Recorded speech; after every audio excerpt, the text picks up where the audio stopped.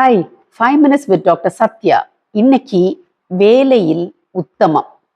நீங்க ஒரு ஆசிரியரா இருக்கலாம், நீங்க ஒரு டாக்டரா இருக்கலாம், நீங்க ஒரு இன்ஜினியரா இருக்கலாம், ஒரு கட்டட தொழில் செய்பவரா இருக்கலாம், இல்ல ஒரு வீட்டுல சமையல்காரங்களா நீங்க இருக்கலாம். என்ன வேலை நீங்க செஞ்சுட்டு இருந்தாலும் பரவாயில்ல, உங்களுக்கு தான் இன்னைக்கு இந்த செய்தி. இப்ப நீங்க நினைக்கலாம், நான் உலக பிரகாரமா ஒரு வேலையில இருக்கிறேன், எனக்கும் கடவுளுக்கும் சம்பந்தம் இல்லை. கடவுளுக்கு சம்பந்தம் இருக்கிறவங்கன்னு நான் நினைக்கிறது யாரு? இந்த சர்ச்ல பாஸ்டரா இருந்து ஜனங்களுக்கு கடவுளை பத்தி போதிப்பாங்க, இந்த டிவியில ரேடியோல எல்லாம் கடவுளை பத்தி பேசுவாங்க, கடவுளை பத்தி பாடுகிற பாடகர்கள், இப்படி இவங்க எல்லாம் தான் கடவுளுக்கு வேலை செய்யறாங்க. ஆனா நான் உலக பிரகாரமா தான் வேலை செய்யறேன் அப்படின்னு நீங்க நினைப்பீங்க. அப்ப நீங்க என்ன நினைக்கிறீங்க?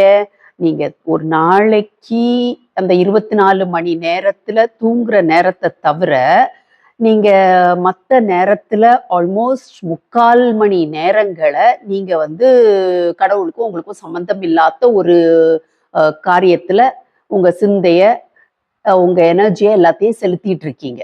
அப்படிதான் நீங்க நினைக்கிறீங்க இல்லையா? நீங்க நினைக்கிறது தப்பு அப்படின்னு சொல்லி நான் உங்களுக்கு இன்னைக்கு சொல்ல போறேன். அதாவது நீங்க எந்த வேலையில இருக்கிறீங்களோ அந்த வேலையில நீங்க தேவனுக்கு பிரியமாக இருக்க முடியும். அந்த வேலையில நீங்க இருக்கணும்னு சொல்லி அந்த வேலையை கடவுள் உங்களுக்கு கொடுத்திருக்கிறார்ல, அப்ப அந்த வேலையில இருந்து நீங்க எப்படி கடவுளுக்கு பிரியமா இருக்க முடியும்?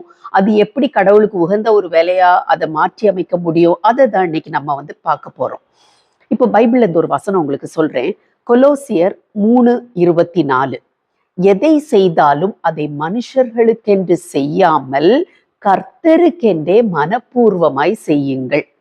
இப்ப நீங்க ஒரு டீச்சரா இருக்கலாம், மாணவர்களுக்கு பாடம் சொல்லி கொடுக்குறீங்க, இல்ல ஒரு கவர்மெண்ட் ஹாஸ்பிட்டல்ல நீங்க டாக்டரா வேலை செஞ்சுட்டு இருக்கிறீங்க, நீங்க பேஷண்ட்ஸை பாக்குறீங்க டெய்லி, இல்ல நீங்க ஒரு ஐடி கம்பெனில வேலை பார்க்குறீங்க, இல்ல நீங்க வீட்டுல இருந்து ஒரு குடும்பத்தை நிர்வகிச்சுட்டு இருக்கிறீங்க, அதுலயும் உங்க சுகம் இல்லாத உங்களுடைய மாமியார நீங்க கண்ணும் கருத்தமா பார்த்துட்டு இருக்கிறீங்க. இப்படி எந்த வேலையில வேணாலும் நீங்க இருக்கலாம். அதே மாதிரி இன்னும் சிலரை பார்த்தீங்கன்னா சர்ச்ல பாஸ்டரா இருந்து ஜனங்களுக்கு கடவுளை பத்தி போதிச்சுட்டு இருப்பாங்க. சிலர் கடவுளை குறிச்சு பாடல்கள் பாடி அந்த வேலையை செஞ்சுட்டு இருப்பாங்க. இப்படி ஒவ்வொருத்தரும் ஒவ்வொரு வேலையில இருக்கிறாங்க இல்லையா?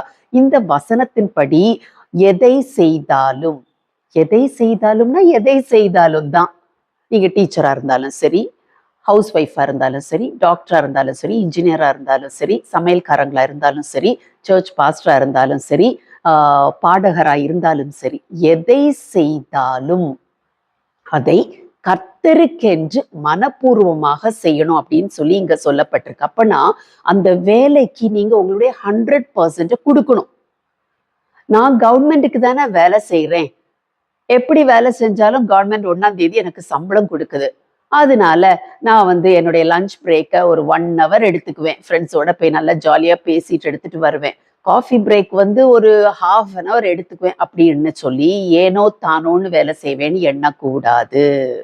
நான் வேலை பார்க்குற நிறுவனத்துல எனக்கு சம்பள உயர்வு கொடுக்கல, அதனால நான் உண்மையா வேலை செய்ய மாட்டேன், விசுவாசமா வேலை செய்ய மாட்டேன்னு அந்த ஒரு எண்ணம் உங்களுக்கு இருக்கக்கூடாது. இதே அதிகாரத்துல 22வது வசனம் பாருங்களேன். வேலைக்காரரே, சரீரத்தின்படி உங்கள் எஜமான்களாய் இருக்கிறவர்களுக்கு எல்லா காரியத்திலையும் கீழ்ப்படிந்து.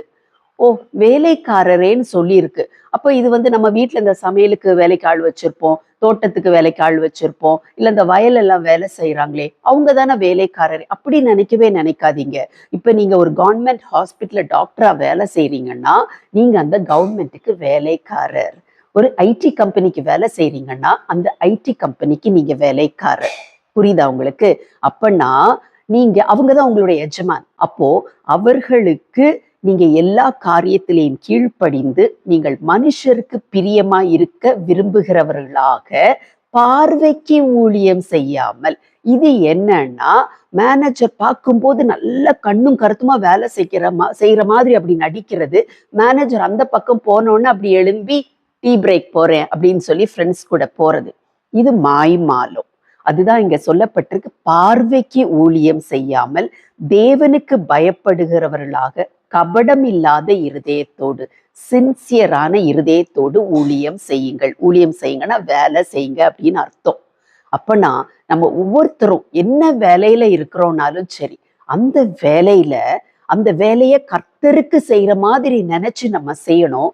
அந்த வேலையில நமக்கு யார் எஜமான்களாக இருக்கிறாங்களோ அவங்களுக்கு நம்ம உண்மையா வேலை செய்யணும். பார்வைக்கு ஊழியம் செய்யாமல், மாய்மாலம் செய்யாம, பார்க்கும்போது மட்டும் நல்ல வேலை செஞ்சுட்டு மற்ற நேரம் வேலை செய்யாம டிமிக்கி அடிக்காமல் உண்மையாக உத்தமமாக வேலை செஞ்சோம்னா அது தேவனுக்கு பிரியம். அவர் நம்மில் பிரியப்படுவார். ஹாய் ஃப்ரெண்ட்ஸ், இந்த வீடியோ உங்களுக்கு யூஸ்ஃபுல்லா இருந்திருக்கும் அப்படின்னு நினைக்கிறேன். ஏன்னா நீங்களும் ஏதோ ஒரு வேலையில தான் இருக்கிறீங்க இல்லையா? அப்போ உங்களை மாதிரி எவ்வளோ ஃப்ரெண்ட்ஸ் இருப்பாங்க, ரிலேட்டிவ்ஸ் இருப்பாங்க, உங்களுக்கு தெரிஞ்சவங்க இருப்பாங்க. அவங்களுக்கு இந்த வீடியோ பிரயோஜனமா இருக்கணும்ல, ஷேர் பண்ணி விடுங்களேன். அப்படியே இந்த சேனலுக்கும் சப்ஸ்கிரைப் பண்ணுங்க. தேங்க்யூ. God bless you.